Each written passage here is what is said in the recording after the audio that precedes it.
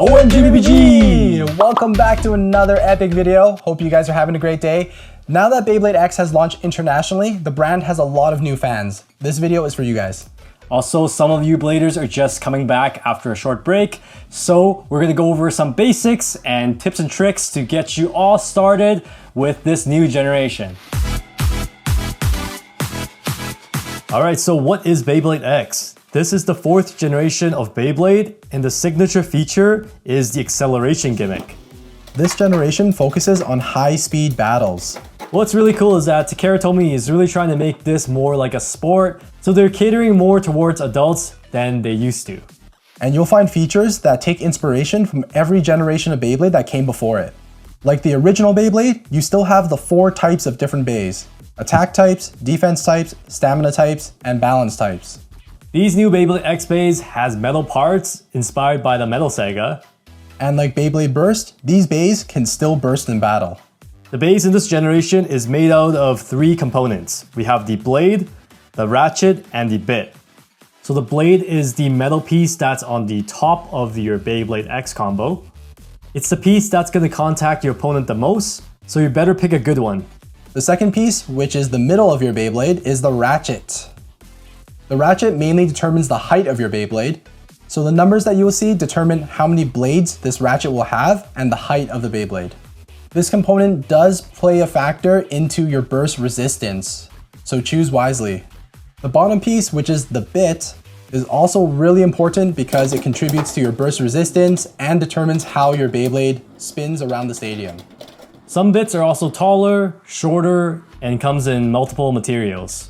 Depending on your playstyle and strategy, you can customize any of these 3 parts to create your own Beyblade X combo. Pay attention to the amount of gears that you have on your bit because that determines how fast or how easily you can attach to the extreme line. In addition to that, look at the shaft of your bit. If you got this thick part here, your burst resistance is going to go up.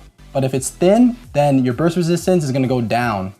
It's also really easy to put the bays together. You just need to take the back of the blade and the top of the ratchet and line them up, twist to lock it in, and then insert the bit.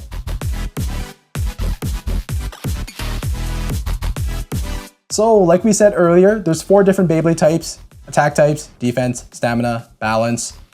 Attack types generally have more rugged edges for a more powerful attack. Defense types are generally more smooth and have more compact blades. Stamina types are generally more circular and smooth. And then balance types have a mixture of all attributes. The creators behind Beyblade tried to keep everything balanced and fair. So depending on the battle, sometimes there's a type advantage for you or your opponent. So for example, in general, attack types will beat out stamina types, whereas stamina types will beat out defense types, and defense types will beat out attack types. And then last but not least, balance types, of course, have a bit of everything. Now, in reality, this isn't always the case. As of filming right now, defense types are lacking and they are not really fulfilling their role. In the current meta, pretty much every other type of Beyblade is stronger than defense types. This might not always be the case though. Defense types may get buffed in the future, but just keep that in mind. So it's all about knowing your parts, knowing your base attributes, understanding your strategies to really get that win. So the next thing we need to talk about are the launchers. You need one of these in order to actually spin your Beyblade.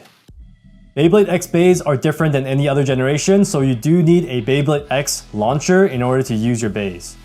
Previous generations launchers are not compatible, so just make sure you guys don't buy the old stuff. In general, there's 2 different kinds of launchers. You have the string launcher and the winder launcher. In the past, a lot of people favored the string launcher, but the winder launcher is making a huge comeback with Beyblade X. Yeah, it just feels really powerful even with the shorter winder ripcord. And string launchers generally, I feel like they do break way faster. It's just physics. The string can get caught, get worn out, but really it's just personal preference.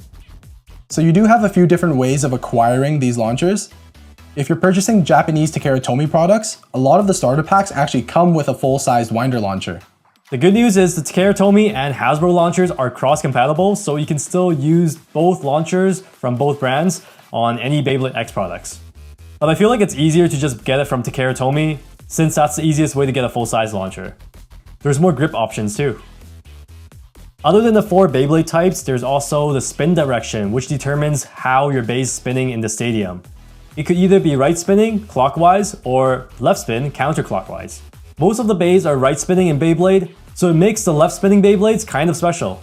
Sometimes there's even bays that have dual rotation abilities. We don't have one yet in Beyblade X, but we expect to see it soon.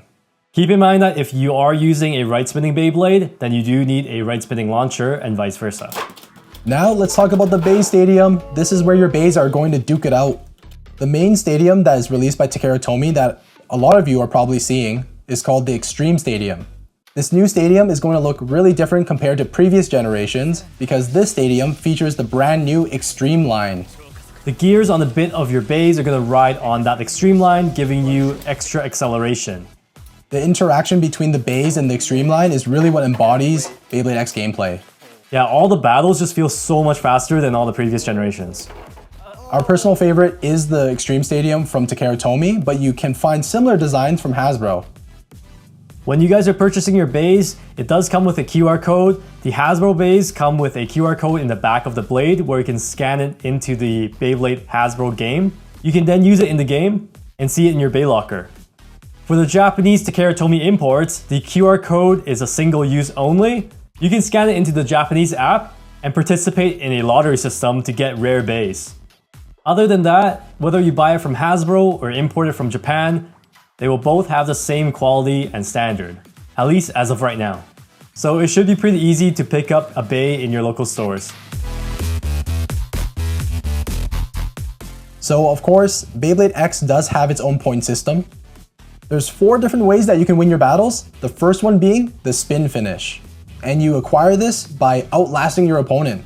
There's the burst finish where you can gain 2 points from breaking apart your opponent's bay. It counts if the ratchet or the bit falls off. Another way to get 2 points is through an over finish where you knock your opponent's bay into the small pocket. And the ultimate way to finish your battle is by getting an extreme finish. This will get you 3 points.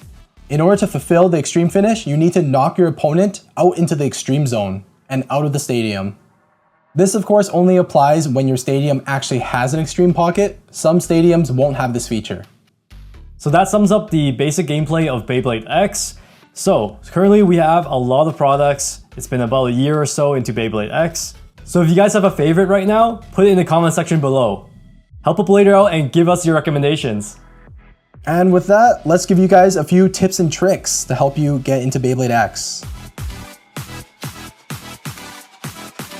Alright, so a more obvious one, but still very important, is for you to understand. In Beyblade X, if you launch your bays flat, you have a higher chance of landing onto the extreme line, which will make your bays accelerate super fast to go in for an attack.